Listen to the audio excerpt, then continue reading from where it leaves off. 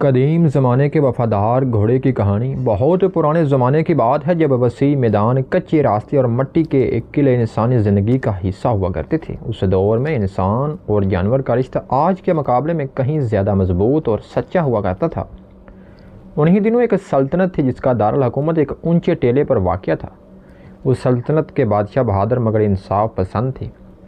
ان کے استبل میں بے شمار گھوڑے تھے، مگر ان میں سے ایک گھوڑا ایسا تھا جو سب سے مختلف تھا۔ اس گھوڑے کا رنگ گہرا سیاہ تھا، آنکھوں میں عجیب سی چمک تھی اور اس کی پیشانی پر سفید نشان اسے دوسروں سے ممتاز بناتا تھا۔ لوگ کہتے تھے کہ یہ گھوڑا عام نہیں بلکہ قدرت کا خاص تحفہ ہے۔ اسے بچپن سے ہی خاص خوراک، بہترین دیکھ بھال اور تربیت دی گئی تھی، مگر اس کی اصل پہچان اس کی طاقت نہیں بلکہ اس کی وفاداری تھی۔ وہ اپنے مالک کو صرف سوار نہیں سمجھتا تھا بلکہ اپنا ساتھی مانتا تھا، اور یہی بات اس کہانی کو خاص بناتی ہے۔ یہ گھوڑا ایک نوجوان سپاہی کے پاس تھا جس کا نام سہراب تھا۔ سہراب ایک غریب مگر بااصول خاندان سے تعلق رکھتا تھا۔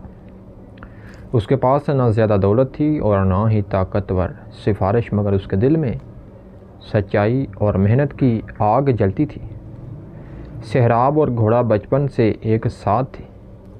جب سہراب کو جنگی تربیت دی جاتی تو گھوڑا بھی ساتھ ساتھ دوڑتا۔ وہ دونوں ایک دوسرے کی زبان سمجھے بغیر سب کچھ سمجھ جاتے تھے۔ اگر سہراب تھکا ہوتا تو گھوڑا خود آہستہ چلنے لگتا، اور اگر خطرہ ہوتا تو گھوڑا بغیر حکم کے آگے بڑھ جاتا۔ محل کے بزرگ کہتے تھے کہ ایسے رشتے صدیوں میں ایک بار بنتے ہیں۔ وقت کے ساتھ سہراب ایک بہادر سپاہی بن گیا اور گھوڑا جنگوں میں اس کا سایہ بن گیا۔ کئی بار ایسا ہوا کہ دشمن کی تلوار سہراب تک پہنچنے سے پہلے گھوڑے نے وار روک لیا۔ یہی وجہ تھی کہ بادشاہ بھی اس گھوڑے کی عزت کرنے لگا۔ ایک دن سلطنت پر ایک بڑا خطرہ منڈلانے لگا۔ ہمسایہ ریاست نے اچانک حملے کی تیاری شروع کر دی۔ سرحدوں پر آگ جلنے لگی۔ جاسوسوں نے خبر دی کہ دشمن تعداد میں زیادہ اور ہتھیاروں میں مضبوط ہے۔ دربار میں خوف پھیل گیا۔ بادشاہ نے اپنے تمام سپاہیوں کو جمع کیا اور کہا کہ یہ جنگ صرف زمینوں کی نہیں بلکہ عزت اور بقا کی جنگ ہے۔ سہراب کو اگلے دستے کی قیادت سونپی گئی۔ جب وہ جنگ کے لیے روانہ ہوا تو اس کے گھوڑے نے عجیب بے چینی دکھائی، جیسے اسے آنے والے خطرے کا احساس ہو۔ رات کے وقت جب لشکر میدان میں رکا تو گھوڑا بار بار آسمان کی طرف دیکھتا اور زمین پر کھوڑ مارتا رہا۔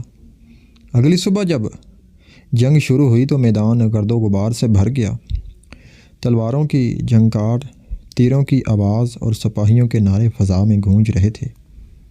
اس ہنگامے میں سہراب اور اس کا گھوڑا دشمن کی صفوں کو چیرتے چلے گئے۔ جنگ اپنے عروج پر تھی کہ اچانک دشمن نے ایک چال چلی۔ سہراب دشمن کے نرغے میں آ گیا۔ اس کے ساتھی بکھر گئے اور ہر طرف سے وار ہونے لگے۔ ایسے وقت میں گھوڑے نے وہ کیا جو صرف وفاداری کی مثال بن سکتا ہے۔ اس نے سہراب کو مضبوطی سے سنبھالا، اپنی پوری طاقت جمع کی اور دشمن کے حصار کو توڑنے کی کوشش کی۔ کئی زخم اس کے جسم پر لگے مگر وہ رکا نہیں۔ آخر کار وہ سہراب کو ایک محفوظ جگہ تک لے آیا۔ سہراب جب ہوش میں آیا تو اس نے دیکھا کہ اس کا گھوڑا خون میں لت پت ہے، مگر اس کی آنکھوں میں وہی چمک تھی۔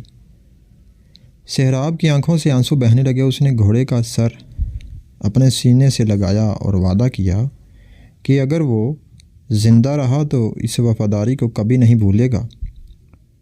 اس دن گھوڑا زندہ تو بچ گیا مگر اس کی طاقت پہلے جیسی نہ رہی۔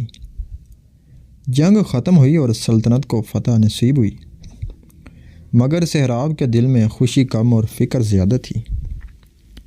اس نے گھوڑے کو جنگ سے دور کر دیا اور خود اس کی دیکھ بھال کرنے لگا۔ محل کے طبیب آئے، جڑی بوٹیاں لگائی، دعائیں کی۔ دن رات سہراب گھوڑے کے پاس بیٹھا رہتا۔ وہ اس سے باتیں کرتا جیسے کوئی انسان ہو۔ آہستہ آہستہ گھوڑا سنبھلنے لگا، مگر اب وہ جنگ کے لیے موزوں نہ تھا۔ بادشاہ نے سہراب کو انعام دینا چاہا، مگر سہراب نے صرف اتنا مانگا کہ اس کے گھوڑے کو شاہی استبل کی عزت دی جائے۔ بادشاہ نے یہ درخواست قبول کر لی۔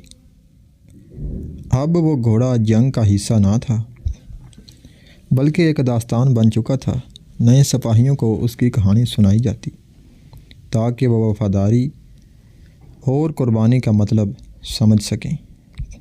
وقت گزرتا گیا، سہراب بوڑھا ہونے لگا، مگر گھوڑا اب بھی اس کے ساتھ تھا۔ وہ دونوں اکثر شام کے وقت قلعے کے باہر میدان میں جاتے۔ سہراب آہستہ آہستہ چلتا اور گھوڑا اس کے ساتھ قدم ملاتا۔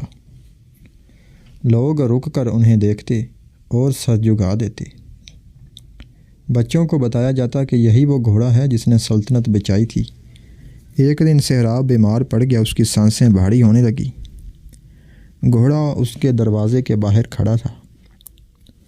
جب کسی انہونی کا انتظار ہو، جب سہراب دنیا سے رخصت ہوا تو گھوڑے نے ایک ایسی آواز نکالی جو کسی نے پہلے نہ سنی تھی۔ وہ کئی دن تک کچھ کھاتا پیتا نہ تھا۔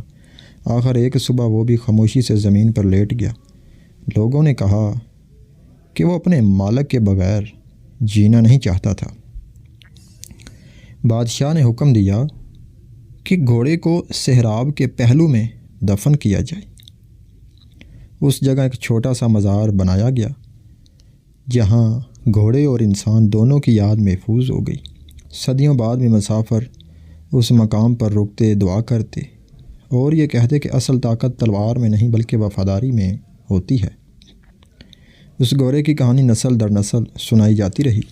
وقت نے سلطنتیں بدل دی، قلعے کھنڈر بن گئے، مگر اس گھوڑے کی داستان زندہ رہی، کیونکہ کچھ کہانیاں وقت سے بڑی ہوتی ہیں اور کچھ رشتے لفظوں سے بھی گہرے۔